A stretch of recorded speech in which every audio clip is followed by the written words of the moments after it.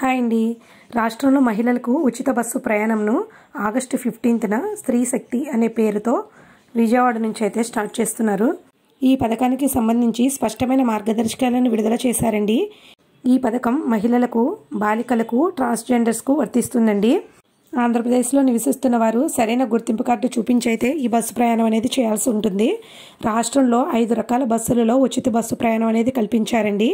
Palle Velugu, ultra Palle Velugu, city ordinary, metro ఎక్స్ప్రెస్లలో అయితే స్త్రీ శక్తి పథకం ద్వారా ఉచిత ప్రయాణం అనేది చేయవచ్చు.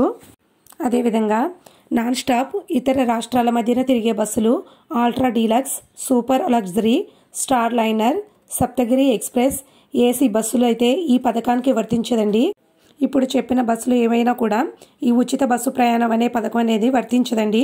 వీటికి గాను ఖచ్చితంగా టికెట్ తీసుకుని అయితే ప్రయాణం చేయాల్సి ఉంటుంది. బస్సులలో రద్దీ దృష్ట్యా అవాంఛనీయ సంఘటనలు జరగకుండా చర్యలు తీసుకోనున్నారు.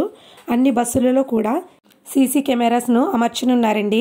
అదేవిధంగా కండక్టర్లకు బాడీ వార్న్ కెమెరాస్ను కూడా అమర్చనున్నారు. ఈ పథకానికి సంబంధించి స్పెషల్గా హెల్ప్ లైన్ నెంబర్ని కూడా తీసుకురానున్నారండి. ఈ స్త్రీ శక్తి పథకంను ఆగస్టు 15 రేపటి నుంచి అయితే విజయవాడ నుంచి స్టార్ట్ చేయబోతున్నారండి. మరిన్ని అప్డేట్స్ కోసం మా ఈ ఛానల్ని సబ్స్క్రైబ్ చేసుకోండి. ప్లీజ్ లైక్ చేసి షేర్ చేయండి. Thanks for watching.